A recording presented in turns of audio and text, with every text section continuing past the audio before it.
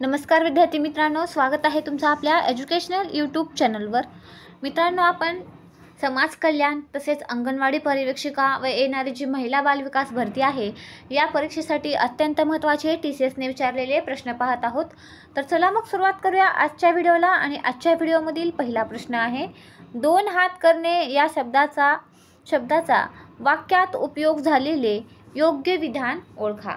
तर दोन हात करणे या शब्दार्थाचा वाक्यात उपयोग कुठे ठिकाणी झालेला आहे, तर ऑप्शन नंबर 2 मध्ये झालेला आहे। दुष्काळाच्या संकटाशी दोन हात करत शेतकऱ्यांनी शेतीमधून उत्पन्न काढले। दोन हात करणे म्हणजेच थोडक्यात काय की सामना करणे, एखाद्या परिस्थितीचा सामना करणे। त्यानंतर पुढील प्रश्न आहे, खालील शब्दाचा विरुद्धार्थी शब्द ओळखा। अराजकच्या विरुद्धार्थी काय येणार आहे? सुव्यवस्था येणार आहे। अवकृपाच्या कृपा येईल। यानंतर पुढील प्रश्न, खालील शब्दाचा समास ओळखा। तर दिलेला आहे त्रिमूर्ती समास आहे द्विगु समास।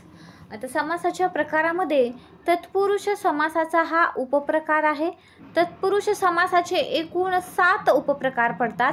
त्यामध्ये विभक्ती तत्पुरुष समास आहे, नय तत्पुरुष समास आहे, अलुक तत्पुरुष समास आहे, उपपद तत्पुरुष समास आहे, कर्मधारय समास आहे, द्विगु समास आहे आणि मध्यम पदलोपी समास आहे। हे तत्पुरुष समासाचे 7 उपप्रकार आहेत। त्यापैकी जो द्विगु समास आहे त्याच्यावरचा हा प्रश्न आहे। तर द्विगु समास ओळखत असताना ज्या समासातील पहिले पद हे संख्या विशेषण असते, म्हणजे त्याच्यावरून जर समूहाचा बोध होत असेल तर त्याला आपण द्विगु समास असे म्हणतो। जसं की त्रिमूर्ती दिलेली आहे, 3 मूर्तींचा समूह। आता पंचगंगा 5 नद्यांचा समूह, त्रिभुवन 3 भुवनांचा समूह, पंचवटी 5 वडांचा समूह, सप्ताह 7 दिवसांचा समूह, नवरात्र 9 रात्रींचा समूह, पंचारती 5 आरत्यांचा समूह असे द्विगु समासाची उदाहरणं आहेत। या ठिकाणी ऑप्शन 1 मध्ये बहुव्रीही समास हे ऑप्शन दिलेलं आहे।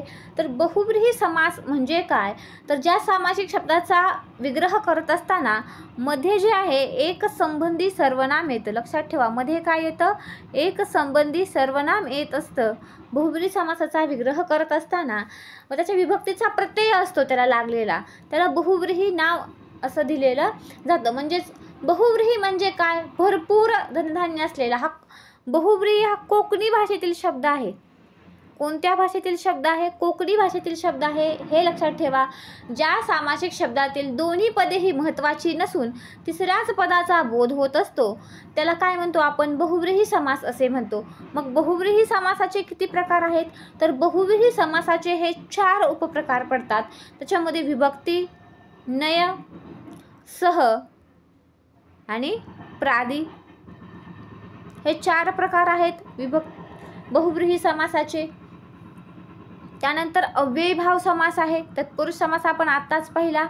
अव्ययीभाव समासामध्ये पहिले पद महत्त्वाचे असते आणि त्यामध्ये प्रत्यय म्हणजे उपसर्ग आहेत, प्रत्यय नाही तर उपसर्ग जे लागलेले आहेत ते उपसर्ग असतात।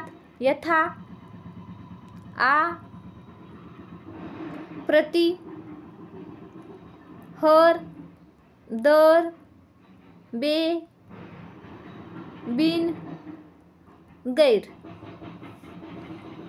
यानंतर पुढील प्रश्न आहे, खालील शब्दाचा अर्थ सांगा।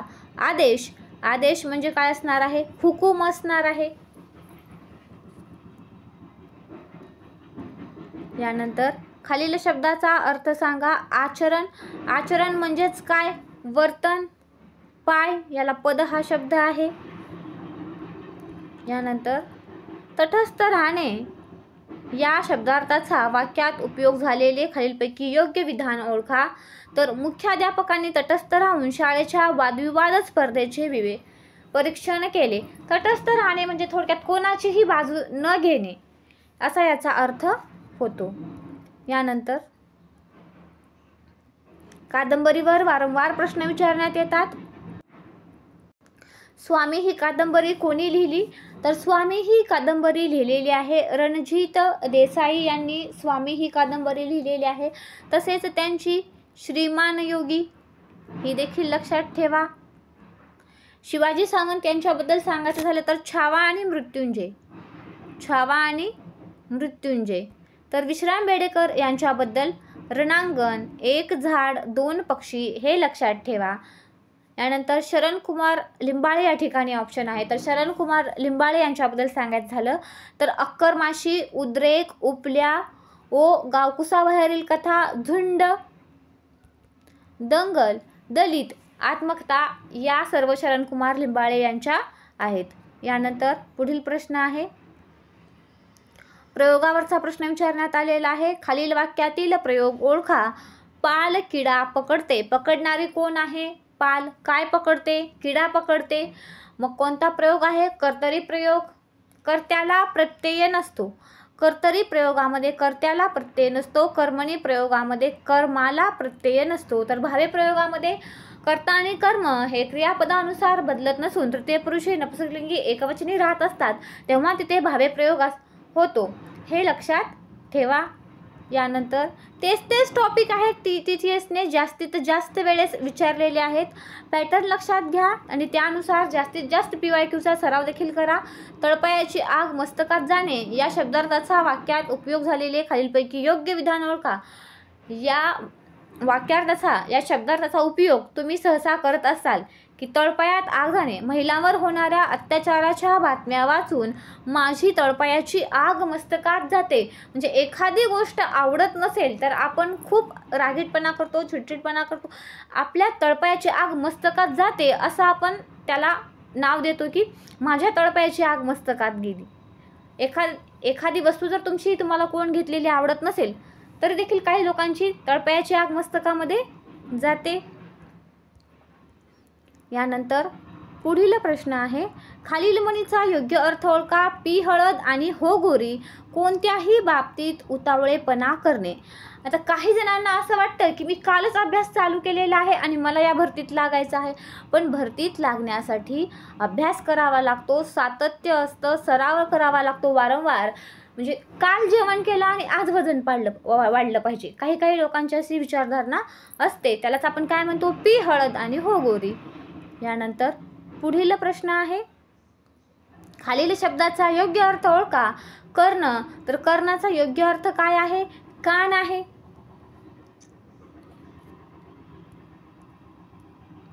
यानंतर खालील शब्दाचा विरुद्धार्थी शब्द ओळखा. भंगच्या विरुद्धार्थी काय येणार आहे? अभंग येणार आहे.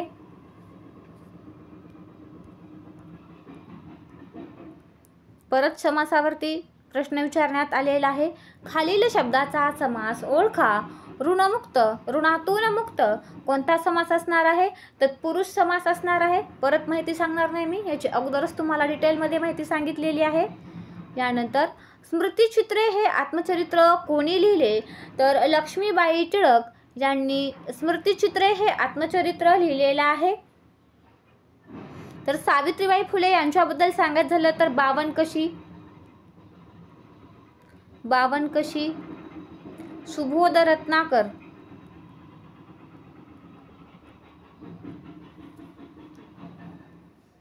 रणजित देसाई यांचा विचार केला तर रणजित देसाई आत्ताच सांगितलं मी, राधे आहे, श्रीमान योगी आहे. परत त्याच लेखकावरती प्रश्न विचारण्यात आलेले आहेत. खालील म्हणीचा योग्य अर्थ ओळखा. पिकते तिथे विकत नाही, म्हणजे स्थानिक गोष्टीचे किंवा व्यक्तीचे महत्त्व स्थानिकांना पटत नाही, ते इतरांना पटत असतं. पिकते तिथे विकत नाही म्हणजे गावामध्ये एखादा डॉक्टर असतो पण त्याच्याकडं जास्त व्यक्ती जात नाहीत, इतर दुसरीकडचे येत असतील पण गावाकडला त्यांच्यावर जास्त विश्वास नसतो, ते दुसरीकडे जाणार. असे काही ठिकाणी होत असतं. कृष्णाकाठ हे आत्मचरित्र कोणी लिहिले? तर कृष्णाकाठ हे आत्मचरित्र यशवंतराव चव्हाण यांनी लिहिलेले आहे. पु ल देशपांडे यांच्याबद्दल सांगायचं झालं तर सुंदर मी होणार, अंमलदार, भाग्यवान हे आहेत. तर ना. स. इनामदार यांच्याबद्दल इंद्रनील, इनामदारी, घातचक्र, झुंज ही त्यांची कादंबरी आहे. मंत्रा वेगळा आणि राजश्री हे लक्षात ठेवा.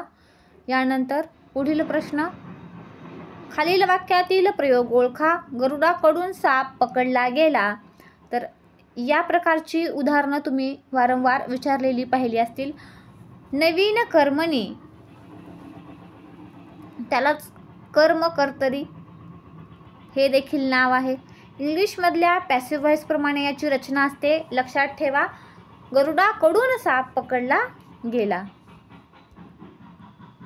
यानंतर खालील शब्दाचा समानार्थी शब्द ओळखा. निकड, निकड म्हणजेच काय? गरज. गरज या शब्दाचा समानार्थी शब्द आहे निकड. खालील शब्दाचा योग्य अर्थ ओळखा. खजिना, खजिनाचा योग्य अर्थ काय असणार आहे? भांडार असणार आहे. ताव मारणे या वाक्प्रचाराचा योग्य अर्थ ओळखा. म्हणजे भरपूर खाणे. हा देखील वाक्प्रचार तुम्हाला माहिती असेल.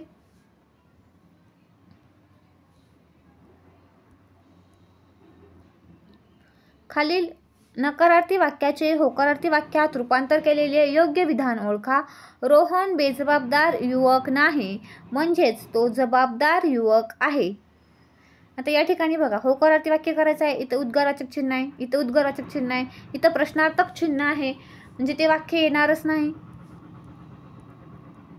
त्यानंतर पुढील प्रश्न, खालील प्रश्नार्थी वाक्याचे आज्ञार्थी वाक्यात रूपांतर केलेले योग्य विधान ओळखा. अन्वी चांगला अभ्यास करशील.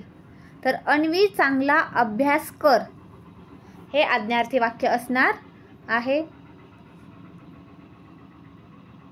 खालील शब्दाचा समानार्थी शब्द ओळखा. नाद, नादला समानार्थी शब्द काय आहे? ध्वनी आहे. दाट, घनदाट. गर्द, नाम म्हणजे नाव. नौका या ठिकाणी आहे. नौकासाठी जे शब्द आहेत ते लक्षात घ्या या ठिकाणी. तर नौकासाठी शब्द असणार आहेत होडी, नाव आणि तर. यानंतर पुढील प्रश्न आहे, संध्याकाळी आजोबा मित्रांसोबत फिरायला बागेत जातात किंवा मंदिरात जातात.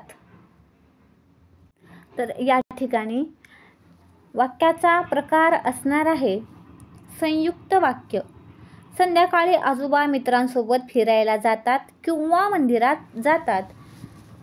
वाक्याच्या प्रकारामध्ये केवल वाक्य, मिश्र वाक्य, संयुक्त वाक्य हे 3 वाक्याचे प्रकार आहेत. केवल वाक्यामध्ये एकच उद्देश आणि एकच विधेय असतं. उद्देश म्हणजे कर्ता, विधेय म्हणजे क्रियापद. मिश्र वाक्य हे एकमेकावर अवलंबून असतात.